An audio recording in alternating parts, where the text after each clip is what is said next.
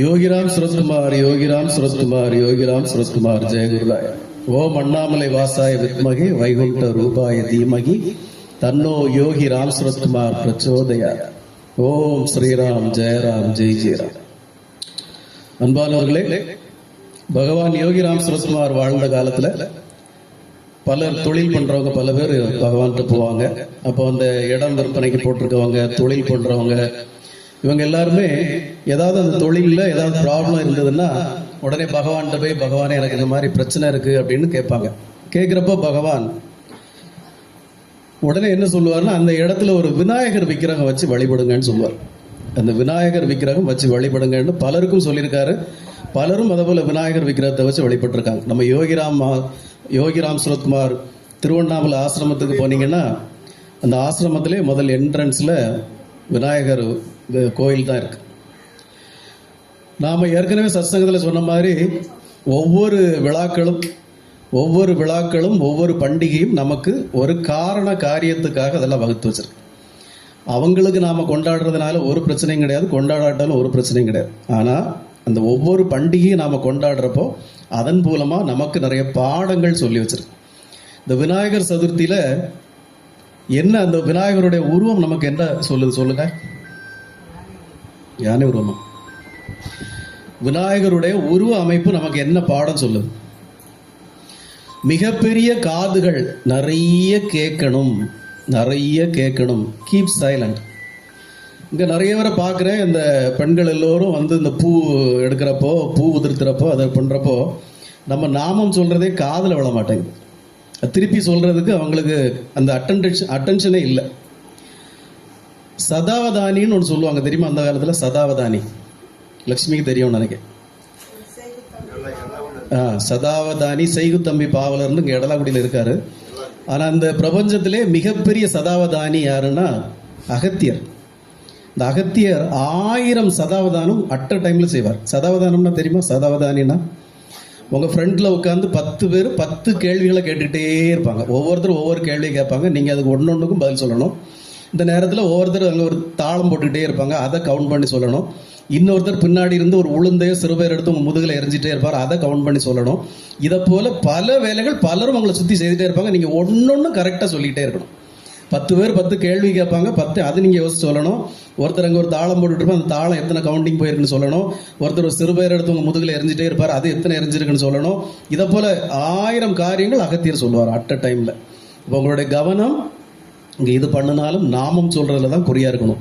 நம்ம ஏற்கனவே சொல்லியிருக்கோம், உங்க பூஜை, புனஸ்காரம், அபிஷேகம், ஆராதனையெல்லாம் 2வது பட்சம்தான். நீங்க எந்த கடவுளா இருந்தாலும் நாமம் சொல்றதா ரொம்ப முக்கியம். அப்போ விநாயகருக்கு பெரிய காதுகள் இருக்கிறது, நிறைய கேட்கணும். சிறிய கண்கள் இருக்கிறது, கூர்மையாக உன்னிப்பாக கவனிக்கணும். யானை அப்படிதான் உன்னிப்பாக கவனிக்கும். வாய் மூடி இருக்கிறது, அளவோடு தான் பேசணும். அதனால தான் வாயை மூடி வச்சிருக்க, அளவோடு தான் பேசணும். மிகப்பெரிய வயிறு இருக்கிறது, உங்களுக்குள்ள என்ன வந்தாலும் அது அங்கேயே ஜீரணிச்சிடணும். தட் மீன்ஸ் சாப்பாடு. அதான் உங்களுக்கு சாப்பாடு தான் ஞாபகம் வரும். சாப்பாடை சொல்லலை, எல்லா விஷயங்களும். நம்மளை ஒருத்தர் திட்டினாலும், நம்மளெல்லாம் ஒருத்தர் 2-3 நாள் ரொம்ப கங்கணம் கட்டி ஃபேஸ்புக்கில் ஒருத்தர் அதுக்குன்னு ஒரு ஐடி கிரியேட் பண்ணி திட்டிட்டு இருக்கிறாரு. அதையும் கடந்தபடி போயிட்டே இருக்கணும். இந்த மாதிரி நம்மளை நிறைய திட்டினாலும், என்ன விஷயங்கள் நமக்குள்ள வந்தாலும், நம்ம முன்னாடி என்ன நடந்தாலும் எல்லாத்தையும் இங்கேயே டைஜஸ்ட் பண்ணிட்டு ஒரு ஏப்பம் விட்டுட்டு பேசாமல் இருக்கணும். இந்த மாதிரி விநாயகருடைய உருவம் நமக்கு பல வகையில் பலவிதமான பாடங்களை நமக்கு தருகிறது. பகவான் யோகி ராம் சுரத்குமார் அவருடைய அற்புதங்களை நாளுக்கு நாள் நம்ம கேள்விப்படுறப்போ மிகப்பெரிய அதிசயமும் ஆச்சரியமாக இருக்கிறது. நாம் அந்த ராம்ஜி ஆசிரமம் குமார கோயிலுக்கு போயிட்டு வந்த பிறகு நாம் ஒரு ஆர்டிக்கிள் எழுதி இருந்தோம் ஃபேஸ்புக்கில். அதை படிச்சுட்டு பலரும் சூப்பராக எழுதியிருக்கீங்க சுவாமி, இது எப்படி, இது ஹவு இட் இஸ் பாசிபிள் அப்படின்னு நினைக்கிறாங்க. ஒரு விஷயம் என்னன்னா, பகவான் யோகி ராம் சுரத்குமார் அந்த காலத்தில் ஒவ்வொருத்தங்களை எப்படி மாற்றிருக்கார் அப்படிங்கிறத நம்ம உன்னிப்பாக கவனித்து பார்க்கணும். மிகப்பெரிய நில சுவான்தார் ஒருத்தர், கன்னியாகுமரி மாவட்டத்தில் மிகப்பெரிய நில சுவான்தார், மிகப்பெரிய பண்ணையார். அவர் அட்வொகேட்டுக்கு வர படிச்சிருந்தார். மிகப்பெரிய குடும்பம், அவருடைய குடும்பம் மிகப்பெரிய குடும்பம், செல்வந்தர் குடும்பம். எல்லாருமே அந்த குடும்பத்தில் மிகப்பெரிய பணக்காரங்க. அவர் வந்து மிகப்பெரிய ஐயப்ப சாமி பக்தர், முத்தாரம்மன் பக்தர், இப்படி எல்லா சாமியும் வழிபடக்கூடியவர். ஒரு காலகட்டத்தில் பகவான் யோகிராம் சுரத்குமாரை ஒரு முறை அறிந்த பிறகு பகவான் அவரை அப்படியே ஆட்கொண்டுட்டார். கொரியறது வந்து அவரை அப்படியே ஆட்கொண்டுட்டார். அதுக்கப்புறம் அவருடைய வாழ்க்கை வராங்க தம்பி, அதுக்கப்புறம் அவருடைய வாழ்க்கை முறை அப்படியே மாறி போயிடுச்சு. மற்ற எல்லா சாமிகளை வழிபடுறத நிறுத்திட்டு பகவான் யோகிராம் சுரத்குமாருக்கு மேலே பைத்தியமாக அலைஞ்சார். அவர் யோகிராம் சுரத்குமாருடைய நாமத்தையே சொல்லி அதிலேயே சரணாகதி அடைந்திருந்தார். பார்க்குறவங்களுக்கெல்லாம் ஆச்சரியம், இவருக்கு என்ன பைத்தியத்தையும் பிடிச்சி போச்சா அப்படின்னு.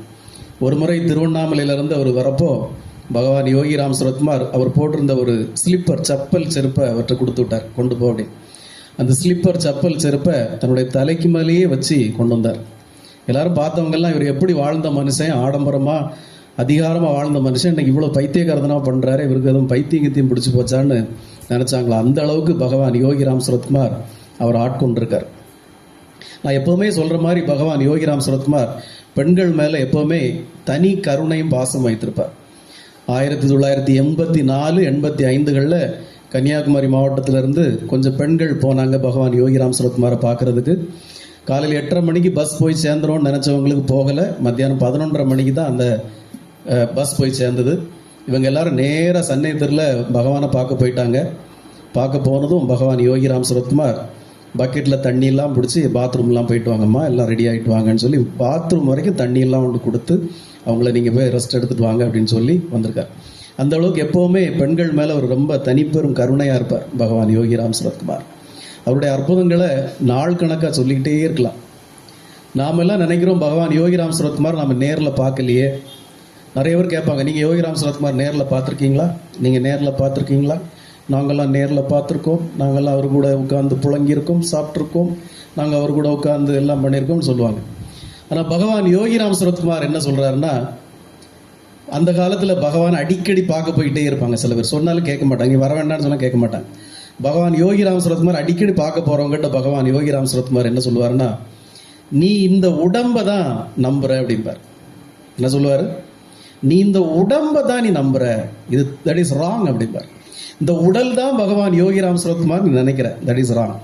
இந்த யோகிராம் சுரத்குமார் எல்லா இடத்துலையும் நிறைஞ்சு இருக்கிறேன், நீங்கள் வரணும்னு அவசியமே கிடையாது. நீ ஓ ஊரில், ஓ வீட்டில், ஓ இடத்துலையே இந்த யோகிராம் சுரத்குமார் நினச்சி வழிபடணும். இங்கே யாரும் அனாவசியமாக தேவையில்லாமல் இங்கே வரக்கூடாது. பகவான் யோகிராம் சுரத்குமார் அவ்வளோ பெரிய தத்துவத்தை சொல்லியிருக்கார். நீங்கள் இந்த வெறும் உடம்பை பார்க்கறதுக்காக ஓடி ஓடி வரீங்க, தட் இஸ் ராங் அப்படிம்பார். இதே தான் பகவான் ரமண மகரிஷின்னு சொல்லுவார். பகவான் ரமணர் இருக்காருன்னா, ஆமாம் அவர் அங்கே உட்காந்துருப்பாருன்னு இவரே சொல்லுவார். அவர் அங்கே இருப்பார், போய் பாருங்க அப்படிம்பார். என்ன சாமி அங்கே நீங்கள் தானே உட்காந்து சொன்னீங்க, நாங்கள் உங்களுக்கு தெரியல அப்படிம்பாங்க. அப்போ இந்த உடம்பு தான் ரமணர் நீங்கள் நினைக்கிறீங்களான்னு கேட்பார். இந்த உடம்புக்கும் பகவான் யோகிராம் சுரத்குமாருக்கு எந்த சம்பந்தமும் இல்லைம்பார். இந்த உடல் வேறு, ஆனால் யோகிராம் சுரத்குமாருங்கிற அந்த பிரபஞ்ச சக்தி வேறு அப்படிம்பார். அப்படி நம்ம ஊர்லேருந்து விழுந்து விழுந்து போன ஒரு அம்மாவை ஒரு குறிப்பிட்ட காலத்துக்கு அப்புறம் நீ இனிமேல் இங்கே வர வேண்டாம், உன்னுடைய நீ இருக்கக்கூடிய இடத்திலே நமக்கு ஜெயந்தி விழா அதெல்லாம் கொண்டாடலாம்னு சொல்லி பகவான் யோகிராம் சுரத்குமார் அந்த முடிவு தான் சொல்லியிருக்கார். அப்போது வி ஆர் ஸோ பிளஸ்ட். நம்ம பகவானை பார்க்கலையேங்கிறது, இங்கே பகவானை உணர்றோம், எல்லாரும் பகவானை பார்க்குறோம், பகவானை உணர்வுபூர்வமாக நம்ம உணர்ந்துகிட்டு இருக்கிறோம். பகவான் யோகிராம் சுரத்குமாருக்கு இதுதான் பிடிக்கும். அதனால் நாம் அவரை பார்க்கலையே, நேரில் பார்க்கலையே அப்படின்னு யாரும் ஃபீல் பண்ண வேண்டாம். நாளுக்கு நாள் நம்ம யோகிராம் சுரத்குமார் நாம பிரச்சார குடிலுக்கு நிறைய பக்தர்கள் வராங்க, சந்தோஷம். ஆனால் நான் திருப்பி திருப்பி சொல்கிறது, அவங்க நம்பிக்கைங்கிறது ஒரு தடவை 2 தடவையோடு இருக்கக்கூடாது. உங்கள் நம்பிக்கைங்கிறது பலமாக இருக்கணும். சாந்தி, நீங்கள் நினைக்கிற மாதிரி உங்களுக்கு நீங்கள் நினைக்கிற மாதிரி எந்த வியாதியும் உங்களை துன்புறுத்தாது, எந்த வியாதியும் உங்களை கஷ்டப்படுத்தாது. பகவான் யோகிராம் சுரத்குமார் எந்த மாதிரி வியாதியாக இருந்தாலும் அதை ஒரு தன்னுடைய கட்டுப்பாட்டுக்குள்ளே வச்சு உங்களை காலம் போதாக காத்தருள்வாருங்கிறத நாம் இப்போ சொல்கிறோம். எந்த நோய்க்காகவும் நீங்கள் பயப்பட வேண்டாம், எந்த நோயை நினச்சும் நீங்கள் எதிர்கொள்ளணுமே பயப்பட வேண்டாம்.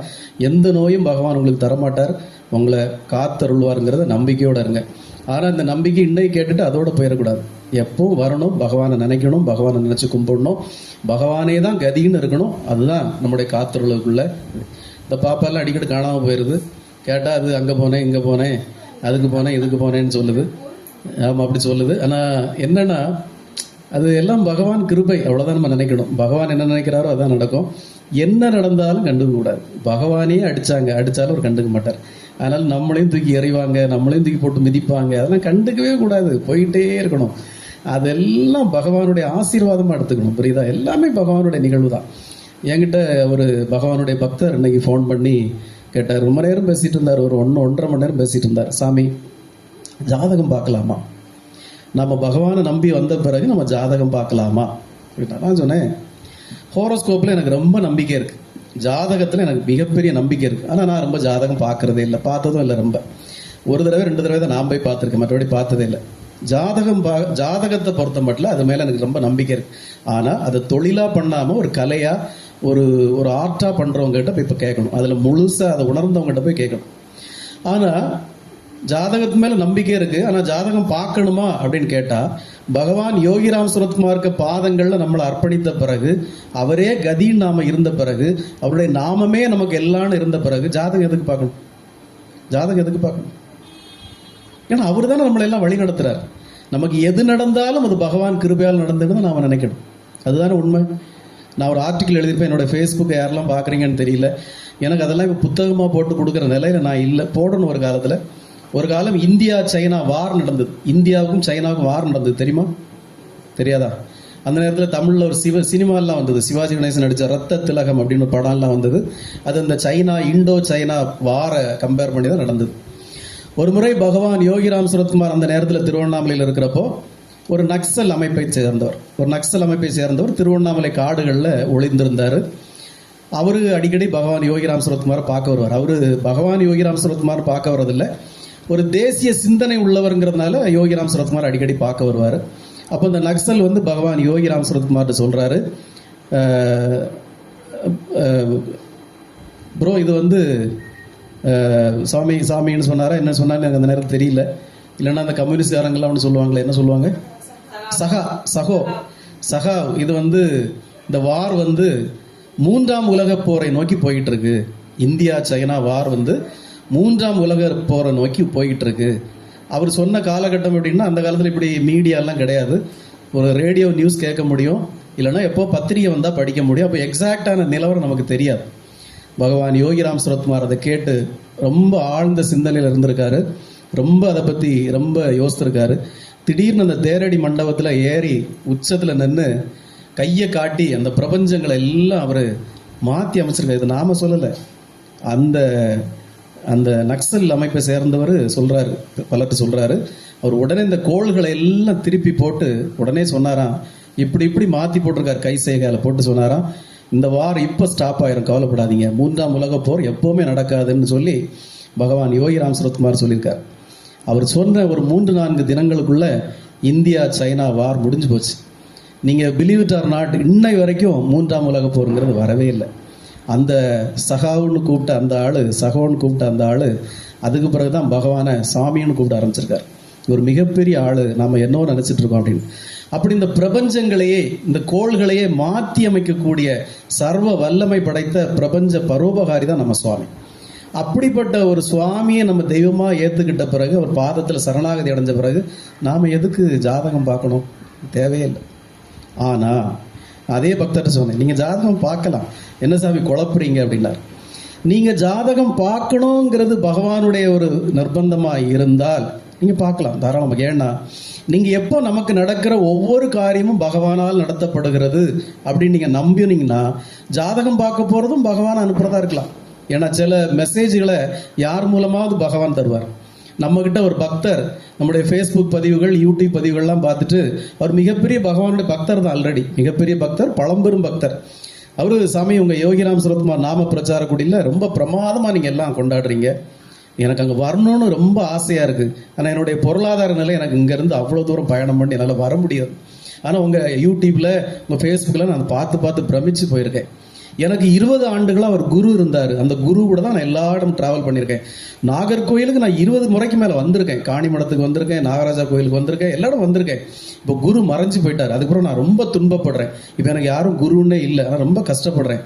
பொருளாதாரமாக நான் ரொம்ப பாதிக்கப்படுறேன். அவரோட குடும்பத்தில் எல்லாரும் பணக்காரங்க. அவருடைய அண்ணன் தம்பியெல்லாம் பெரிய அட்வொகேட்ஸ். இவர் மட்டும் ஒரு விவசாயத்தில் இறங்கி அந்த விவசாயத்தில் இறங்கினால பொருளாதாரத்தில் ரொம்ப பாதிக்கப்பட்டார்.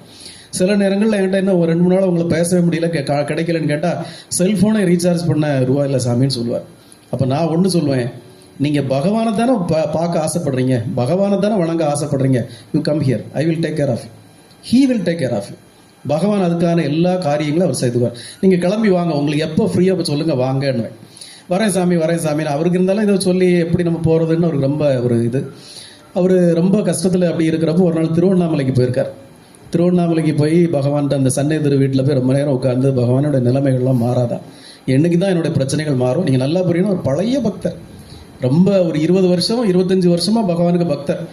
25 வருஷமாக நான் உங்களுக்கு பக்தனாக இருக்கிறேன்னு என்னைக்கு என்னுடைய நிலைமைகள் மாறும் அப்படின்னு ரொம்ப வருத்தப்பட்டு சன்னேதர் வீட்டில் இருந்து சாமியை கும்பிட்டு அப்படி வெளியே வரார். இந்த தெருவை விட்டு வெளியே வரார். ஒரு லாட்ஜில் ஒரு போர்டு எழுதி போட்டிருக்கு, இங்கே ஜாதகம் பார்க்கப்படும், வெறும் 80 ரூபாய் தான் போட்டிருக்கு. இவர் 80 ரூபாய்னோடனே இவர் நினைக்கிறார், 80 ரூபாய்க்கு இந்த காலத்தில் எவன் ஜாதகம் பார்க்குறான், ஒரு டுபாக்கூரா இருப்பானோ அப்படின்னு நினச்சிட்டு மனசுக்குள்ளே நினைக்கிறாரு, சரி இது இவன்ட்டு என்னன்னு போய் கேட்பேன், இவன் என்ன தான் சொல்கிறான் பார்ப்போமே அப்படின்னு அங்கே போகிறார். அவன் போன உடனே அவன் முதல்ல சொன்னது, நீங்கள் உடனடியாக நாகர்கோயிலுக்கு போங்க, உங்கள் வாழ்க்கையே மாறிடும்ன்றான். இவருக்கு அப்படியே தூக்கி வாரி போட்டுச்சு. நாம் ரொம்ப நாளாக நாகர்கோயில் போகணும், யோகிராம் சரத்குமார் நாம பிரச்சார குடிலுக்கு போகணும்னு நினச்சிட்டே இருந்தோம்.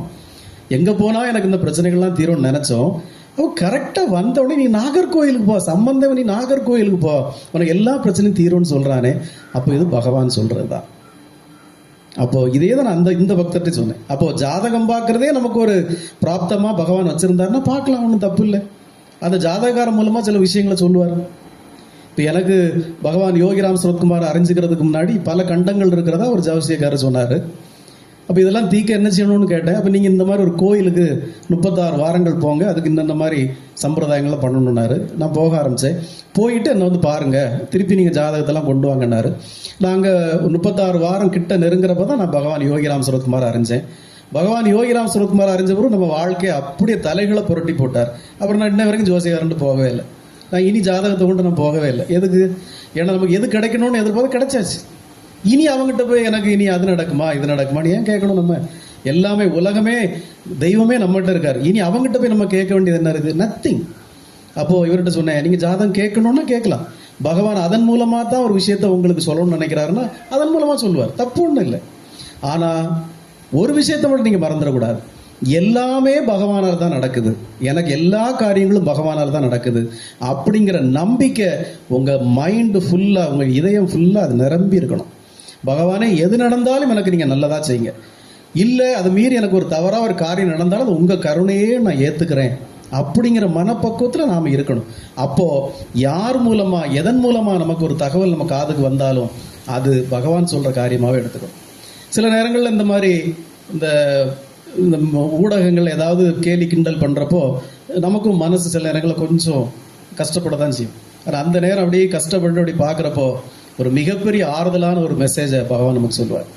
இப்போ இதெல்லாம் இருந்தால் தான்ப்பா நீ இன்னும் உச்சத்துக்கு வர முடியும். இதெல்லாம் இல்லாமல் எல்லாரும் ஒன்று நல்லவேன்னு சொல்லிட்டு இருந்தா உச்சத்தை இட முடியாது. நீ வந்து ஒரு சேச்சுரேஷன் பாயிண்ட் வந்துடுவேன். இப்போ நம்ம நல்லா தான் பண்ணிட்டு இருக்கோம் அப்படின்னு இல்லை, அது இதுன்னு குத்தி குத்தி காட்டிக்கிட்டே இருக்கிறப்போ உனக்கு நம்ம இன்னும் மேலே போகணும், இன்னும் நிறைய பண்ணணும்னு நினைப்பேன். சம்டைம்ஸ் நம்மகிட்டே சில தப்புகள் இருந்தால் கூட அதை நம்ம நிவர்த்தி பண்ணிக்குவோம். அது யாரும் சொல்கிற பகவான் சொல்கிறதாவே நினச்சிக்கோமே. யாரையும் நம்ம எனிமையாக பார்க்குறதில்ல, எதிரியாக பார்க்குறதில்ல, எல்லாமே பகவான் சொல்கிறார், அவ்வளோதான். பகவான் யார் மூலமாக என்ன வேணாலும் சொல்லுவார். யாரும் பண்ணிட்டு போகிறாங்க, ஒன்றும் பிரச்சனை இல்லை. அப்போ நல்லதே நம்ம கேட்கணுன்னு தான், நல்லதே நடக்கணும்னு தான் எப்போ எதிர்பார்க்கக்கூடாது. எது நடந்தாலும் அது பகவானுடைய சித்தம், அப்படி தான் நம்ம நினைக்கணும். அப்போது பகவான் யோகிராம் சரத்குமாரை பொறுத்த மட்டும் நீங்கள் ஒரு சிவபெருமான் வேஷம் போட்டோ இல்லை பெருமாள் வேஷம் போட்டோ முருகன் வேஷம் போட்டோ என்ன அட்டகாசம் வேணால் நீங்கள் பண்ணலாம். அவங்க எல்லாம் யாரும் உங்களை தண்டிக்க போகிறதே கிடையாது. ஆனால் காலம் அதற்கான பரிசை உங்களுக்கு திருப்பி தரும். ஒரு மிகப்பெரிய சாமியார், மிக செல்வாக்கான சாமியார் திடீர்னு சிவபெருமான் வேஷத்தில் வருவார், திடீர்னு வெங்கடாச்சலபதி வேஷத்தில் வந்து உட்காந்துருப்பார், திடீர்னு எல்லாம் நான் தான் டான்ஸ்லாம் ஆடுவார், எல்லாம் பண்ணார். ஒரு நாள் அவர் இந்த உலகத்தை, இந்த ஊரை விட்டே விரட்ட வேண்டிய சூழ்நிலைக்கு இறைவன் கொண்டு போய் விட்டார். அப்போது நாம் மனிதர்களாக இருக்கிற வரைக்கும் பாவ புண்ணியங்கள் காலத்தின் கட்டாயத்தில் நடக்கும். நீங்கள் எப்போ இறைவனாக வேஷம் போட்டு நம்ம நடிக்க ஆரம்பிச்சிட்டோமோ உடனடியாக அது மிகப்பெரிய தண்டனைகள் கிடைக்க ஆரம்பிக்கும். நீங்கள் இறைவனாக மாறலாம், எல்லாரும் இறைவனாக மாறணுங்கிறதான் பகவான் நினைக்கிறார். ஆனால் அதற்கு நாம் தகுதியான ஆளான்னு நம்ம முதல்ல புரிஞ்சுக்கணும். நம்ம தகுதியை வளர்த்துருக்கோமா, தகுதியாக இருக்கிறோமா அப்படிங்கிறதான். முதல்ல பகவானுடைய பக்தனாக நம்ம இருக்கிறதுக்கு தகுதியாக இருக்கிறோமா அப்படிங்கிறத வளர்த்துக்கணும். அந்த பக்தனாக இருக்கிறதுக்கு நம்ம தகுதியை வளர்த்துக்கிட்டோம்னா அவருக்கு செய்கிற சேவைகளை நாம் கரெக்டாக செய்து கொண்டு போனால் எல்லாரும் ஒரு நாள் உச்சத்துக்கு உயர்வான ஒரு வாழ்க்கைக்கு, மோட்சத்துக்கான ஒரு வாழ்க்கைக்கு நாமளும் உயர்வோம். அதில் எந்த காற்று கருத்தும் கிடையாது. நாம் இப்போ பண்ணுற பூஜைகள் பரிகாரங்கள் எல்லாமே ஒரு எல்கேஜி லெவல் தான். அதை நீங்கள் நல்லா புரிஞ்சுக்கணும். இந்த பூஜைகள், புனஸ்காரங்கள், அபிஷேகங்கள், ஆராதனைகள்லாம் ஒரு எல்கேஜி லெவல் தான். நீங்கள் யோகிராம் சுரத்குமார் நாம பிரச்சார குடியிலே நம்பி பகவானே நம்பி வந்தால் இதுக்கு அடுத்தடுத்த கட்ட பக்திகளுக்கு நாம் மாறி ஆகணும். ஏன்னா இதே நிலையில் நான் எப்போவுமே இதுதான் ஏ ஃபார் ஆப்பிள், இதுதான் பி ஃபார் பால் நம்ம சொல்லிக்கிட்டே இருக்க முடியாது. அடுத்தடுத்த உயர்வான கிளாஸுகளுக்கு நம்ம போய் ஆகணும். அப்போ பகவானை மனப்பூர்வமாக உணர்வுபூர்வமாக உணர்றதுக்கான காலங்களை நம்ம கடந்து போயாகணும். அதனால் எல்லோரும் பகவான் யோகிராம் சுரத்குமாரை விடாமல் அவரை மனதில் நிறுத்தி அவர் பாதங்களிலே சரணாதி அடைந்து நாம் நினைக்கணும், கலியுகத்தின் கண்கண்ட கடவுள் அவர் தான். அதை நீங்கள் உணர்ந்தால் தான் உங்களுக்கு தெரியும். நல்லா உண்மையில் இந்த ராம்ஜி ஆசிரம் போனப்போ அது ரொம்ப ஃபீல் பண்ணேன், ரொம்ப உணர்ந்தேன். ஏதோ சம்திங் அவர் ஒரு சாதாரண ஒரு பிறப்பே இல்லை. நாம் அங்கே 2 வகையான பழங்கள் படைச்சிட்டு இருந்தோம். ஒன்று ரசக்கதலி, இன்னொன்று மட்டிப்பழம். எப்படி பகவான் காட்டுறார் பாருங்கள். பகவானுக்கு கன்னியாகுமரி மாவட்டத்து மட்டிப்பழம்னா உயிர் அப்படின்னு அன்னைக்கு தெரிய வரும். இங்கே கன்னியாகுமரியிலேருந்து யாராவது அங்கே போகிறவங்க ஒரு சீப் மட்டிப்பழம் கொண்டு கொடுத்தா அந்த ஒரு சீப் மட்டிப்பழத்தை இம்மிடியட்டாக உரிச்சு சாப்பிட்ருவார். பகவானுக்கு அந்த பழம் ரொம்ப பிடிக்கும் அப்படின்னு. அப்போது பகவான் எல்லாத்தையும் உணர்த்துறாரு. இது இங்கே யோகிராம் சுரத்குமார் நாம பிரச்சார குடியில் இப்படி நடந்தால் போதும்ப்பா, இது நடக்கணும். எவ்வளோ மாற்றங்களை கொண்டு வந்திருக்கார், எவ்வளோ டிஃப்ரென்ஸுகள் அவரே கிரியேட் பண்ணுறார். பகவானுடைய கிருபை இல்லாமல், அவருடைய உத்தரவு இல்லாமல் நாம் ஒரு ஸ்டெப் கூட நம்ம நடக்க முடியாதுங்கிற நம்பிக்கையில் நம்ம வாழ்ந்துட்டு இருக்கிறோம். இங்கே நடக்கிறது எல்லாமே பகவானுடைய கிருபையால் அவர் தான் நடத்துகிறார். நாம் யாரும் நடக்கலை, அவர் தான் நடத்துகிறார். இங்கே எது நடக்கணுமோ அது கரெக்டாக நடக்குது, எது நடக்க இருக்கோ அதுவும் பகவான் கரெக்டாக நடத்துவார். அதில் எல்லாருக்கும் பகவான் நல்லதே செய்வார், நல்ல கிருபைகளை நடக்கும். இவங்க புது இடமாற்றத்துக்கு போகிறாங்க, பகவான் தான் அதை நடத்தி வைக்கிறார். இந்த புது இடமாற்றம் அவங்களுக்கு வாழ்க்கையின் உச்சத்தை தொடும். ஏற்கனவே அவங்க பார்த்துருந்த வசதி வாய்ப்புகளை விட மிகப்பெரிய வசதி வாய்ப்புகளை இனி பார்த்து பகவானுக்கு மிகப்பெரிய சேவகங்கள்லாம் செய்வாங்க. சொல்லப்போனால் அவங்களும் ஒரு ஆசிரமெல்லாம் அமைக்கிறதுக்குள்ள வாய்ப்புகள் இருக்குது வருங்காலத்தில். ஏன்னா பகவான் மேலே நம்மளை விடலாம் மிகப்பெரிய பக்தியிலையும் பைத்தியமாக இருக்காங்க சொல்லப்போனால். ஆனால் என்னுடைய ஆசையும் அவங்க ஒரு ஆசிரமெல்லாம் அமைக்கணும். பகவான் யோகிராம் சுரத்குமார் அவங்களும் அங்கே வச்சு 10 பக்தர்களுக்கு, 20 பக்தர்களுக்கு, 50 பக்தர்களுக்கு அவங்களும் வழிகாட்டணும்.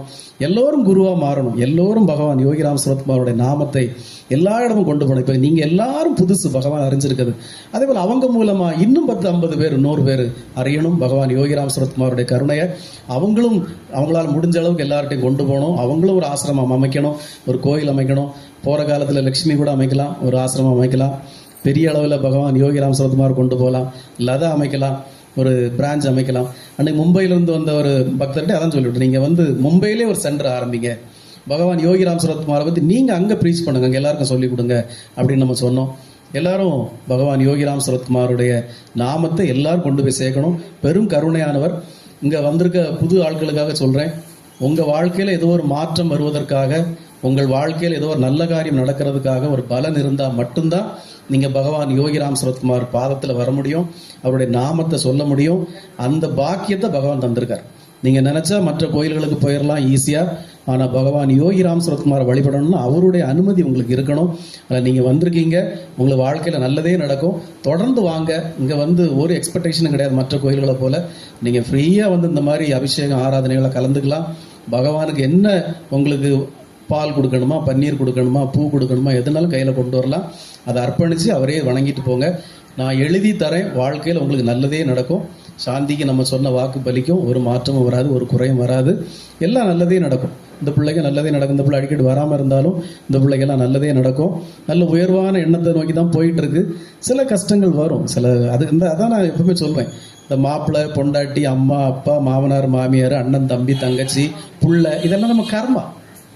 இதெல்லாம் நம்ம கர்மா தான் அப்படி சுற்றி அமைஞ்சிருக்கோம். எல்லாம் உட்கார்ந்துட்டு இருக்கோம், குத்த வச்சு உட்கார்ந்துட்டு இருக்கோம். இதை விட்டு நம்ம ஓட முடியாது. அப்பா, அம்மா எல்லாம் கர்மா தான். மாப்பிள்ளை, பொண்டாட்டி கர்மா தான், பிள்ளைகளும் கர்மா தான். நாம செய்த கர்மா தான். நம்மளை போட்டு படுத்துக்கு தான் இதெல்லாம் கடவுள் அனுப்பி வச்சிருக்காரு. போய் உட்காரு, சுற்றி போய் உட்காரு, சிவகுமாரை போய் சுற்றி உட்காந்துக்க, லதாவை போய் சுற்றி உட்காந்துக்க, போட்டு படுத்தி எடு. இல்லைன்னா சொல்லுவாரா அவர், இவ்வளோ தூரம் நீ கஷ்டப்பட்டு காப்பாற்றினவரும் கொடுத்து போதாதில்லை, இன்னும் கொடுலன்னு சொல்லுவாரா? அதுதான் கர்மா. அவர் சொல்லலை, உன் கர்மா சொல்லுது. அதனால் நம்ம யார் மேலே வருத்தப்படக்கூடாது. இது பேசுறது அவர் பேசலை, கர்மா பேசுது அப்படின்னு நம்ம நினச்சிக்கணும். அதனால் இதெல்லாம் வருத்தப்படக்கூடாது. இதெல்லாம் கடந்து போகிறதுக்காக தான் நம்ம பகவான் யோகிராம் சுரத்குமார்ட்ட வந்திருக்கோம். எல்லாம் கடந்து போகும், நல்லதே நடக்கும். ஆனால் இவ்வளோ சீக்கிரத்தில் நாம் இந்த பகவான் அறிஞ்சிட்டவே நீ சந்தோஷப்படணும். உனக்கு 48 வயசு தான் இருக்குது. எங்களுக்கெல்லாம் வயசு கழுத வயசு ஆயாச்சு. நாங்கள் இப்போ தான் பகவான் அறிஞ்சிருக்கோம். நீ எல்லாம் டூ ஏர்லியாக அறிஞ்சிக்கிட்டனால யூ ஆர் கிஃப்டட். வாங்க, யூ ஆர் ஸோ பிளஸ்டு. புரியுதா? உங்களுக்கு ஒரு இடம் கொடுங்க. நீங்கள் வந்து அந்த சேரை தொடச்சி கொடுங்க, தொடச்சி விட. அப்போ உங்களுக்கு நீ எல்லாம் சோ பிளஸ்ட். 48 வயசுலேயே பகவான் அறிஞ்சிட்ட. நாங்கள்லாம் வயசான பிறகு தான் பகவான் அறிஞ்சிருக்கோம். ஷீபா கூட வயசான பிறகு தான் அறிஞ்சிருக்காங்க. இல்லை, யூ ஆர் சோ பிளஸ்ட். இவ்வளோ ஏழியாக பகவான் அறிஞ்சிட்டேன்னு நீ வந்து சந்தோஷப்படணும். கண்டிப்பாக நான் சொல்கிறேன், ஷீபாவுக்கு ஒரு நல்ல பிரகாசமான ஒரு வாழ்க்கை இருக்குது. நாம் நினச்சது நடக்கலையேன்னு சொல்லி தயவுசெய்து நீங்கள் வந்து யாருமே வருத்தப்படாதீங்க. ஏன்னா நம்ம எல்லாருக்கும் பாஸ்ட்டும் ப்ரெசண்ட்டும் தான் தெரியும். நல்லா புரிஞ்சுக்கணும். நமக்கு கடந்த காலம் நிகழ்காலம் மட்டும்தான் தெரியும். நேற்று நம்ம எப்படி இருந்தோம், நம்ம தாத்தா எப்படி இருந்தார், அப்பா எப்படி இருந்தார், நாம் எப்படி இருக்கோம்னு தெரியும். நிகழ்காலம் நமக்கு தெரியும், இப்போ வாழ்ந்துட்டு இருக்கிறோம் நிகழ்காலம். ஆனால் வருங்காலம் நமக்கு தெரியாது. அது பகவானுக்கு மட்டும்தான் தெரியும். எதை கொடுத்தா இவனுக்கு நல்லது, எப்போ கொடுத்தா இவனுக்கு நல்லது, எது இவனுக்கு வாழ்க்கைக்கு எல்லாமா இருக்கும், பிரகாசமா இருக்கும். நம்மகிட்ட வந்துட்டான், நம்மகிட்ட சரணாகதி அடைஞ்சிட்டான், அப்போ இவனுக்கு எதை எப்போ கொடுத்தா அவன் நிம்மதியா இருப்பாங்கிறது அவருக்கு தான் தெரியும். ஆனால் நம்ம எல்லாத்துக்கும் ஆசைப்படலாம், அதுக்கு ஆசைப்படலாம், இதுக்கு ஆசைப்படலாம். ஆனால் எது நமக்கு நல்லதோ அதை பகவான் சரியான நேரத்தில் தருவார், கண்டிப்பாக தருவார். அதனால் எந்த ஒரு டிப்ரெஷனான ஒரு சூழ்நிலைக்கு நம்ம போகக்கூடாது, மனநிலைக்கே போகக்கூடாது. டிப்ரெஷனே வரக்கூடாது, ஒரு கணமும் வரக்கூடாது. அதெல்லாம் வந்த காலம்லாம் போயாச்சு. இப்போ பகவான் அறிஞ்சிட்டோம், பகவானுக்கே வந்து சேவைகள் செய்கிறோம், அவருக்கே சரணாகதி அடைஞ்சிருக்கிறோம். ஒரு குறையும் நமக்கு பகவான் தரமாட்டார். ஆனால் என்னன்னா, பகவான் எப்பவும் எனக்குள்ளே இருக்கார், என் சிந்தையில் இருக்கார், என் மனதில் இருக்கார், என் கூடவே இருக்கார். எனக்கு எதுவும் நடக்காது, கெட்டதே நடக்காது அப்படிங்கிற மனப்பக்குவத்துக்கு வரணும். உங்கள் ஒரு மன திருப்திக்காக நான் ஒரு விஷயம் சொல்கிறேன். இதை அபசகுணமாக பேசலாம் இங்கே நினைக்கக்கூடாது. ஏன் மன சிந்தனையை நான் ரின்சிட்ட எப்போவுமே சொல்வேன். எனக்கு வருங்காலத்தில் எந்த ஒரு கொடிய நோய் வந்தாலும் தயவுசெய்து என்னை ட்ரீட் பண்ணாதீங்க. அதுவும் பகவான் எனக்கு தந்த வரம், பிரசாதம். இன்னைக்கு நான் மகிழ்ச்சியாக இருக்கிறேன்ல, அந்த மகிழ்ச்சி ஒரு தந்திருக்காருல, நான் அனுபவிக்கிறேன்ல. இப்போ நாளைக்கு எனக்கு ஒரு துன்பத்தை தந்தாலும் I want to be enjoy. அதை நான் அனுபவிக்கணும். ஒரு எனக்கு பேச முடியாத சூழ்நிலை இருந்தாலோ, இல்லை ஞாபகம் இல்லாத சூழ்நிலை இருந்தால் எனக்கு கொண்டு போய் கிம்ஸுன்னு இங்கெல்லாம் ஊர் தெரு திறந்தாச்சு. இப்போ நாகர்கோயிலும் பிரான்ச் திறந்தாச்சு. கொண்டு போய் போட்டு ஒன்றும் பண்ணிடாதீங்க. அவர் எனக்கு என்ன வரத்தை தந்திருக்காரோ அதை சந்தோஷமாக அனுபவிச்சுட்டு அவரை போய் சேரணும். இது நான் நீங்கள் இவர் இப்படி பேசுகிறாருன்னு நினைக்காதீங்க, நான் மனசில் இருக்கிறத நான் சொல்கிறேன். அப்போது ஒரு வேளையில் தாங்க முடியாத ஒரு வலியில் கத்திட்டு கிடந்தால் மட்டும் அந்த வலிக்கு ஏதோ ஒரு மார்ஃபினோ பெத்தடினோ வேணால் போட்டுக்கோங்க. ஆனால் எந்நேரம் நான் இருக்கிற ரூமில் பகவான் யோகிராம் சுரத்குமாரோடைய மந்திரம் ஒலிச்சுக்கிட்டே இருக்கிற மாதிரி வைங்க. என் காதிலும் சிந்தனையிலும் அவருடைய நாமம் மட்டும் ஒலிச்சுக்கிட்டே இருக்கணும். அந்த நாமத்தை கேட்க கேட்க கேட்க இந்த ஆத்மா நிம்மதியாக இளைப்பாற அது தயாராகிடும், சந்தோஷப்படும். இந்த உடம்புல இருக்க வலியெல்லாம் பறந்து போயிடும். மீண்டும் ஜென்மம்னு ஒன்று இருந்தால் அது இப்போ இவங்கெல்லாம் சொல்கிறாங்களே, நான் பகவான் அப்போ போய் பார்த்தேன், பகவான் கூட இருந்தேன், அவருக்கு வாழைப்பழம் தந்தார், ஆப்பிள் பழம் தந்தார், ஒரு கையை பிடிச்சே நடந்தோம். இந்த ஒரு பாக்கியம் எனக்கும் கிடைக்கணும் பகவான் அடுத்த ஜென்மம் ஒன்று இருந்தால். இந்த மாதிரி கண்ட நாயெல்லாம் என்னை குறை சொல்கிற அளவில் அப்படி இருக்கக்கூடாது. உங்கள் கூடவே இருந்த ஒரு பாக்கியம் எனக்கு இருக்கணும், அதை எனக்கு தாங்க. இந்த ஜென்மத்தில் என்னுடைய கர்ம வினைகள்லாம் இந்த நோயால் தான் நீங்கணும்னு இருந்தால் நான் அனுபவிச்சுட்டு போகிறேன், நோ ப்ராப்ளம். பகவான் அனுபவிக்காததா? ராமகிருஷ்ண பரமஹம்சர் அனுபவிக்காததா? யார் அனுபவிக்காதது சொல்லுங்க? எல்லா பரபிரம்மங்களும் சொல்ல போனா, நீங்க இறைவனின் அடியவன் ஆன பிறகு யோகிகளுக்கு, ஞானிகளுக்கு நோய் தான் வருங்கிறாங்க. நான் ஒரு ஆர்டிகிள் எழுதி வச்சிருக்கேன், நாளைக்கு போஸ்ட் பண்றேன். பெரிய சித்தர்களுக்கு, ஞானிகளுக்கு, யோகிகளுக்கு நோய் தான் வருங்கிறாங்க. ஆனா அந்த பக்தி, உங்களுடைய பக்தி பரிசுத்தமா இருந்தா, உங்களுடைய சரணாகதி பரிசுத்தமா இருந்தா, இந்த புள்ள எதை தாங்குவான் எதை தாங்கிட மாட்டாங்கிறது அவருக்கு தெரியும். இப்போ எனக்கு தெரிஞ்சு ஒரு பரம பக்தை ஒருத்தங்க கடைசி காலம் ஒரு 3 நாள் காய்ச்சல் தான். தக்கலையில் ஒரு ஹாஸ்பிட்டலில் போய் அட்மிட் ஆகியிருக்காங்க, போய் படுத்திருந்தாங்க. காய்ச்சல் விட்டுட்டு நீங்கள் நாளைக்கு டிஸ்சார்ஜ், வீட்டுக்கு போகலான்ட்டாங்க. சாயங்காலம் வீட்டுக்கு போகலாம் அப்படின்ட்டாங்க. கூட இருந்தவங்க அட்டெண்டர் போய் ஸ்டாஃப் கிட்ட கேட்டு எப்போ வீட்டுக்கு போகலாம் டாக்டர் போக சொல்லிட்டாங்களேன்னு, போகலான் இருக்காங்க. வீட்டுக்கு கிளம்பலான்னு இருக்கிறதுல காய்ச்சல் கூடுது, திருப்பி ஒருக்கா காய்ச்சல் வருது. நர்ஸுக்கிட்ட போய் திருப்பி காய்ச்சல் வந்துட்டு டெம்பரேச்சர் பாருங்கன்றாங்க. டெம்பரேச்சர் பார்க்குறாங்க. அது வரைக்கும் அந்த அம்மா ஒரு பாட்டை பாதி பாடி வச்சிருமா. எப்போவுமே பகவானை பற்றின ஒரு பாட்டை காலம்பூத பாதி பாடுமா, அதோட நடத்திடுமா. ஏமா அந்த பாட்டை ஃபுல்லாக பாட மாட்டேங்கிறீங்கன்னு கேட்டால், இல்லை அந்த பாட்டை நான் ஒரு நாள் ஃபுல்லாக பாடுவேன், அன்னைக்கு நான் போயிடுவேன்னு சொல்லியிருக்கு. அந்த நேரம் கொஞ்சம் பாலோ என்னவோ அந்த அம்மா கொடுத்துருக்காங்க. காய்ச்சல் நர்ஸு பார்த்துட்டு போன உடனே அந்த பாலை வாங்கி குடிச்சிக்கிட்டு அந்த பாட்டை ஃபுல்லாக பாடி முடிச்சிருக்கு. உடனே போய் சேர்ந்துட்டாங்க. இதுதான் பகவான் மேலே இருக்க பக்தி, இதுதான் பகவான் கருணையாக இருப்பார். ஏன்னா அவங்கெல்லாம் ஒரு நன் மாதிரி வாழ்ந்துட்டு இருக்கிறாங்க. அவங்கெல்லாம் ஒரு 1 மாதம் 2 மாதம் படுக்கையில் படுத்துட்டா யார் பார்ப்பா?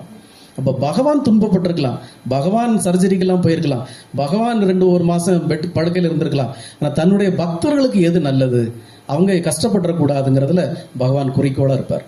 அந்த அம்மா அடுத்த செகண்ட் ஒரு கொஞ்சம் பாலை குடிச்சிட்டு அந்த பாட்டை பாடி முடித்த உடனே அவங்க பகவான்கிட்ட போயிட்டாங்க. இன்னொரு பெரிய பக்தர் ஒரு மாதம், ஜூலை மாதமோ ஜூன் மாதம் 26ஆம் தேதி பகவானை பார்க்க போகணும் திருவண்ணாமலைக்கு பஸ்ஸில் டிக்கெட்லாம் போட்டு வச்சுருக்காரு. 26ஆம் தேதி அவரை போய் பார்க்கணும் டிக்கெட் போட்டு வச்சுருக்காரு. 3 நாளைக்கு முன்னே ஒரு உடம்பு சரியில்லை. கரெக்டாக அவர் எப்போ பகவானை போய் பார்க்கணும்னு நினச்சி டிக்கெட் போட்டிருக்காரோ அதே நாள் அதே நேரம் போயிட்டார். பகவானை பார்க்க போகிற நேராக பார்க்க போயிட்டார். இதுதான் பகவானுடைய கருணை. அப்போ எப்பவும் உங்களுடைய சிந்தனையும் பிரார்த்தனை எப்படி இருக்கணும், நீங்கள் எதை தந்தாலும் அது எனக்கு வரும், நீங்கள் எனக்கு என்ன தந்தாலும் எனக்கு அது வரும். ஒருபோதும் நான் உங்களை இப்படி செய்துட்டீங்களே நான் கேட்க மாட்டேன். ஏன்னா நான் உங்களை முழுசாக நம்புகிறேன். என்னுடைய தாயும் தந்தையும் குருவும் தெய்வமும் நீங்கள் தான். இந்த உடம்புங்கிறதே நீங்கள் தான், இந்த ஆன்மாங்கிறதே நீங்கள் தான். என்னுடைய உடம்புக்குள் என் ஆன்மாவுக்குள் நீங்கள் தான் இருக்கீங்க. இந்த உடம்புக்கு நீங்கள் எதை தந்தாலும் பரிசு, எதை தந்தாலும் வரம். அந்த எண்ணம் உங்கள் மனசில் எப்போவுமே இருந்தால் பிறர் யாரும் உங்களை துன்புறுத்தவே முடியாது. எந்த நோயும் உங்களை துன்புறுத்த முடியாது, யாரும் உங்களை டார்ச்சர் பண்ண முடியாது. இந்த சிந்தனை ஒரு காலம் ஒரு சாந்திக்கு இருந்தால் அன்றைக்கோட வாழ்க்கை வேறு மாதிரி இருந்திருக்கும். யார் என்ன வேணா பண்ணிட்டு போட்டு அதுக்குள்ள கர்மாவை அவங்க அனுபவிச்சுட்டு போவாங்க. எனக்கு என்ன, நான் பகவானுடைய குழந்தைன்னு அவன் இருந்திருந்தான்னா எங்களோட வாழ்க்கை வேற மாதிரி இருந்திருக்கும். அப்போ இறை சிந்தனை, பகவான்கிட்ட சரணாகதி நமக்கு மனப்பூர்வமாக எப்போ இருக்கணும். சத்தியமாக சொல்கிறேன், நீங்கள் இப்படி வாழ்ந்து பாருங்க, ஒரு துன்பம் உங்களை சுற்றி அவ்வளோ துன்பங்கள் நடந்தாலும் உங்களை ஆட்ட அசைக்கவும் முடியாது. உண்மையாக சொல்கிறேன். அப்போ எப்போதும் பகவான்கிட்ட சரணாகதியும் அவர் பாதத்தில் நம்ம படிந்து கிடந்தோன்னா அவரை மிஞ்சி நமக்கு ஒன்றும் நடக்காது. நான் தான் எப்பவும் சொல்லுவேன், இங்கேருந்து போகிறப்ப கூட உங்களுக்கு ஏதோ ஒரு தவறு நடந்தால் கூட இதுவும் பகவான் எனக்கு தந்த ஒரு வரம் தான், எனக்கு இதில் எந்த குறையும் இல்லை அப்படின்னு நம்ம நினைக்கணும். எல்லா யோகிகளும் எல்லா சித்தர்களும் எல்லா ஞானிகளும் அப்படி தான் வாழ்ந்திருக்காங்க. அதற்கு நீங்கள் முதல்ல ஒன்றை புரிஞ்சுக்கணும், இந்த உடம்பு என்பது நாம இல்லை. இதைத்தான் எல்லா யோகிகளும் சொல்லிட்டு இருக்காங்க. இந்த உடம்பு என்பது நாம இல்லை, இந்த உடம்புக்கும் நமக்கும் சம்பந்தம் இல்லை. நான் தான் போன சத்சங்கத்தில் சொன்னேன், இந்த உலகத்தில் எதுவுமே நமக்கானது இல்லை. நம்முடைய தாய் தகப்பன் மனைவி குழந்தை எதுவுமே நமக்கானது இல்லை. நம்முடைய கர்மவினை இதெல்லாம் நம்ம கூட வந்திருக்கு. எப்படி ஒவ்வொரு அவதாரங்கள் வரப்போ அவங்க கூட உள்ளவங்கெல்லாம் வருவாங்களோ அதை போல நம்ம செய்த கர்மவினை இதெல்லாம் கூட நம்மளை சுற்றி கிடந்து பாடாப்படுத்திட்டு இருக்கு. ஆனால் இந்த உலகத்தில் எதுவுமே நமக்கானது இல்லை. இந்த வீட்டில் நாளைக்கு நான் இல்லைன்னா வேற யாரும் வந்து உட்கார போகிறாங்க. இந்த கார் நாளைக்கு இல்லைன்னா இந்த காரில் எவனோ ஒருத்தர் ஓட்டிட்டு போவான். அன்றைக்கி நான் பத்திரமா பொத்தி வச்சுருக்கேன், நாளைக்கு அவன் இடித்து நாசமாகிட்டு போயிட்டு இருப்பான். எனக்கானதா அது? இந்த மொபைல் ஃபோன், காஸ்ட்லியான மொபைல் ஃபோன் வச்சுருக்கோம், அது நமக்கானதா? நாளைக்கு நம்ம போயிட்டோம்னா எவனோ ஒருத்தர் எடுத்து பயன்படுத்திட்டு இருப்பான். இந்த வீட்டுக்குள்ளே அவ்வளோ காஸ்ட்லி திங்ஸ் வச்சுருக்கோம், எவனோ ஒருத்தர் நாளைக்கு எடுத்து பயன்படுத்திட்டு இருப்பான். நமக்கானதா அது? இந்த வீட்டை சுத்தமாக வச்சுருக்கோம், நாளைக்கு எவனோ ஒருத்தன் அதுக்குள்ளே என்ன பண்ணிட்டு இருப்பான். நாளைக்கு நம்ம கேட்க முடியுமா, இது ஏன் வீடு அப்படி சொல்ல முடியுமா? அப்போ இந்த உலகத்தில் எதுவுமே நமக்கானது கிடையாது. அதோட ஃபைனல் தான் இது கூட நமக்கானது கிடையாது, இந்த உடம்பு கூட நமக்கானது கிடையாது. இந்த நம்ம 7 ஜென்மங்களில் செய்த புண்ணியம் இந்த ஜென்மத்தில் இறைவனை அடைந்து அத்தனை பிறவிகளும் செய்த பாவங்களை எல்லாம் தொலைக்கிறதுக்காக, பகவானே நாடுறதுக்காக இந்த ஒரு உடம்பையும் தந்து இந்த ஒரு பிறப்பை தந்திருக்கார் கடவுள். அப்போ இந்த பிறப்பில் இந்த உடம்புல நம்ம பகவானை அறிந்து கொள்ளணும், பகவானுக்கு பணிவிடைகள் செய்யணும். எந்த அளவுக்கு பணிவிடைகள் செய்யணும்னா மீண்டும் பிறப்பற்ற நிலைக்கு செய்யணும். இந்த பிறப்பே துன்பம் தான். மனித பிறப்பு மட்டும் இல்லை, ஒவ்வொரு உயிரினங்களும் பாருங்க எல்லாமே துன்பம் தான். இந்த உலகத்தில் பிறப்பற்ற பெருநிலையை நம்ம அடையணும். பகவானுடைய பாதத்தில் ஒரு துரும்பா ஒரு அணுவா கடந்து சேவகம் செய்கிற ஒரு பாக்கியத்தை நம்ம பெறணும். அதுக்கு தான் நம்முடைய பிரார்த்தனைகள் இருக்கணும். நீங்கள் கமர்ஷியலாக இது அழகா இருக்குது அது அழகா இருக்குது, நான் இன்னும் பிறக்கணும், அவனா பிறக்கணும் இவனா பிறக்கணும் நினைக்கிறது முட்டாள்தனத்தோட உச்சம். ஒரு விஷயம் புரிஞ்சுக்கும், இந்த உலகத்தில் யாருமே நிம்மதியாக இல்லை. பல ஆயிரம் கோடிகள் வச்சிருக்கணும் நிம்மதியாக இல்லை, 10 காசு இல்லவனும் நிம்மதியாக இல்லை. ஆனால் யோகியும் ஞானியும் தான் சந்தோஷமாக இருக்கிறான். அவங்க ஏன் சந்தோஷமாக இருக்கிறாங்க? எதையுமே தனக்கானது இல்லைன்னு நினைக்கிறாங்க. பகவான் யோகி ராம் சரத்குமார் உடம்பை கூட பேண மாட்டார், குளிக்க மாட்டார், எதையும் துணியை மாற்றிக்க மாட்டார். அப்போது இந்த உடம்பு நிலையற்றது, இந்த ஆன்மா ஒன்று தான் பகவானுடையது. நாம் சொன்ன மாதிரி இந்த உலகத்தில் எதுவுமே நமக்கானது, எல்லாம் மாயை. இந்த மாயை தான் உங்கள் மைண்டை திருப்பிகிட்டே இருக்கும். அன்னைக்கு நடந்தது மாயை, உன் மைண்டை கன்வெர்ட் பண்ணும். உன்னை சுற்றி நடக்கிறதெல்லாம் மாயை, அங்கே போகாத இப்படி தான் பண்ணும். இதையும் மீறி நாம் வரணும், இந்த மாயை தூக்கி தூர போட்டுட்டு வரணும். இல்லை எனக்கு இதெல்லாம் முக்கியம் இல்லை, எனக்கு அதுதான் முக்கியம் வரணும். அதுதான் நம்ம செய்ய வேண்டியது. அப்போ இந்த உலகத்தில் எல்லா மாயையும் நம்ம மதிய மயக்கம், மயக்கம். சீதைக்கு மாயை வந்து மதிய மயக்கலையா, மான் வேடத்தில் வந்து மயக்கலையா? அந்த நேரத்தில் அவ அந்த மாயைக்கு மயங்காமல் இருந்திருந்தா ஒரு ராமாயணம் நிகழ்ந்திருக்குமா? நிகழ்ந்திருக்காது. அப்போ அந்த மாயையில் நம்ம மயங்கிராம சுய சிந்தனையில் ராமன்கிற பேரில் அவன் நம்பிக்கையோடு இருந்திருந்தா, என் ராமனுக்கு எதுவும் நடக்காதுன்ற நம்பிக்கையில் இருந்திருந்தா இவ்வளோ பெரிய துன்பம் வந்திருக்காது. அப்போது அந்த மாயையில் நாம் மயங்கக்கூடாது. இதெல்லாம் நம்ம வாழ்க்கைக்கான பாடம். ஒரு ஆளை நம்புகிறோம், அந்த நம்பிக்கையில் பகவானை நம்புகிறோம், அந்த நம்பிக்கையில் உறுதியாக இருக்கணும். என் பகவான் எனக்கு எந்த துன்பமும் தர மாட்டார். அதுக்கு ஒரு சின்ன எக்ஸாம்பிளை சொல்லி முடிச்சிடறேன். இன்றைக்கி ஒரு மிகப்பெரிய அற்புதத்தை பகவான் யோகிராம் சுரத்குமார் நிகழ்த்துறார். நாங்கள் பிளான் பண்ணி ஒன்றும் இல்லை, தற்செயலாக காலையில் ரின்சி புலம்பிகிட்டே இருந்தாப்புல, எப்பா இன்றைக்கி ஒரு சீசர் இருக்குது 12 மணிக்கு, அந்த பேஷண்ட் எனக்கு ரொம்ப தெரிஞ்ச பேஷண்ட்டுப்பா, யாருக்காவது 2 பொம்பளை பிள்ளை, இப்போ வேற ட்வின்ஸ் இருக்குது வயத்தில், ஆப்ரேஷன் கொஞ்சம் சிக்கலான ஆப்ரேஷன், ஒருவேளை இந்த ட்வின்ஸும் பொம்பளை பிள்ளையா வந்துட்டா பாவம் 4 பொம்பளை பிள்ளையா ஆயிருமே அவனுக்கு, எனக்கு ரொம்ப தெரிஞ்ச ஒரு பேஷண்ட்டுப்பா, ரொம்ப கஷ்டமாக இருக்குது, எனக்கே கஷ்டமாக இருக்குது, பேசாமல் வந்து ஒரு பிள்ளை பிறந்தோடனே கட்டுப்பாடு பண்ணியிருக்கலாம், இல்லை 2 குழந்தை பிறந்தோடனே கட்டுப்பாடு பண்ணியிருக்கலாம், இப்போ ட்வின்ஸ் வேறு வயிற்றில் இருக்குது, 2 பொம்பளை பிள்ளையா போச்சுன்னா 4 பொம்பளை பிள்ளை வச்சு அவனை, எனக்கே அதை சொல்கிறது கஷ்டமாக இருக்குது, அவன்கிட்ட போய் எப்படி என்ன தெரியல, எனக்கு கொஞ்சம் மனசு கஷ்டமாக இருக்குது, பகவான் தான் காக்கணும் அப்படின்னார். அப்போ நான் சொன்னேன், நானும் கொஞ்சம் வேடிக்கையெல்லாம் பேசி சொன்னேன், ஒன்றும் கவலைப்படாத, பகவான் அவர் கண்டிப்பாக ஒரு ஆம்பளை பிள்ளை கொடுப்பார், கவலைப்படாதானே. அதே நேரத்தில் இவங்க அங்கே இருந்துட்டு இவங்க இப்படி காஃபி குடிச்சிட்டு தள்ளி போனோடனே, இப்போ நான் ஒன்று நினச்சிருக்கேன், அது கண்டிப்பாக நடக்கும் அப்படின்னா. என்ன அப்படின்னேன், இல்லை நான் ஒரு விஷயத்த நினைக்கவும் நீங்கள் டக்குன்னு தும்புனீங்க, இப்போ பகவான் தான் நமக்கு பதில் தர, இந்த சம்பவம் நடந்தாலும் நடந்தோன்னு எனக்கு நம்பிக்கை இருக்குது, ஆனால் என்னன்னு சொல்ல மாட்டேன், நடந்து முடிஞ்ச பிறகு நான் சொல்கிறேன் அப்படின்னாங்க. கரெக்டாக ஒரு 1 மணிக்கு ஜார்ஜ் ஃபோன் பண்ணி சொன்னால் மேடம் தேட்டருக்குள்ளே போயிட்டாங்க அப்படின்னா. சரி, அப்போ நான் இதில் தான் நின்று ப்ரேயர் பண்ணிகிட்டே இருந்தேன். கரெக்டாக ஒரு 1 ஹவர் கழித்து ரின்சி ஃபோன் பண்ணி, எப்பா அந்த 2 ஆம்பளை பிள்ளை பிறந்தது, 2 ஆம்பளை பிள்ளை, இப்போ 2 பொம்பளை பிள்ளை 2 ஆம்பளை பிள்ளை. அப்போது இது ஒரு சாதாரண விஷயந்தான், ஆனால் பகவானுடைய கருணையை பார்த்தீங்களா, அவங்க ப்ரேயர் பண்ணுறாங்க, நாம் ப்ரேயர் பண்ணுறோம், அவங்க ப்ரேயர் பண்ணுறாங்க, ஒரு டாக்டர்னு இல்லாமல் அவங்க வந்து நாம் வந்து இது பகவான் இப்படி செய்யணும், 2 பொம்பளை பிள்ளை 4 பொம்பளை பிள்ளையாக இருந்தால் எப்படி இருக்கும்னு நினைக்கல, பகவான் கருணை கூர்ந்து டக்குன்னு 2 ஆம்பளை குழந்தைய கொடுத்தோன்னே அவங்களுக்கு ஒரு சந்தோஷம். இப்போ நீங்கள் நினச்சி பாருங்கள், ஆஸ் ஏ டாக்டராக ரின்சி அந்த அட்டெண்டரை ஃபேஸ் பண்ணதில் எவ்வளோ ஒரு சந்தோஷம் இருந்திருக்கும்.